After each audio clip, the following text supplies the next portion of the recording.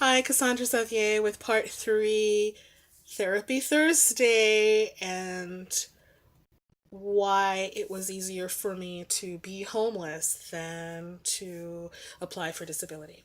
Because this has come up, because when I send the newsletters out and when I'm doing fundraising and telling folks what's going on with me, and I say I want to apply for disability, I've been saying this for years, and I haven't done it. And it's not that I've done nothing, I've done some things, but then I get disappointed, and then that crashes me down. And so my therapist brought up the resilience, and I said, you know what, that's true. And it reminded me that I had been experiencing poverty. Oh, you're over here. I'm looking at the flashing light of time, but you're over here. I've been living with poverty for years before I was homeless. So there were years of chronic underemployment. So I was always broke.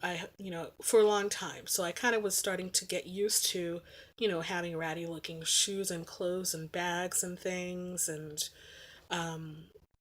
just living a very, very low money lifestyle. And then I started not being able to pay for where I lived. And so I started staying with relatives, which technically is homelessness.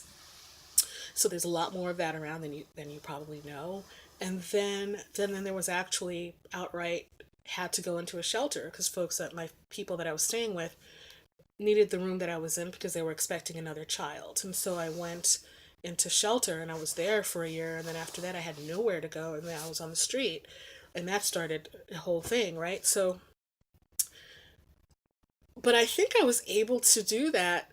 I'm just I'm very set up to do that for various reasons that I'm exploring now. And I remember when I was, and this is something I'm going to write about or do a video about. I was sleeping in a place that was I was chose. I never actually slept on the actual street. So I was sleeping in a place indoors, close to police, but it wasn't in a train place or anything.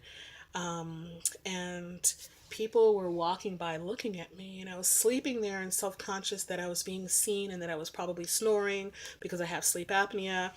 And all of a sudden I remembered that one time when I was an adolescent, I had been punished for something, and my punishment was sleeping on the floor in the laundry room for like 2 weeks.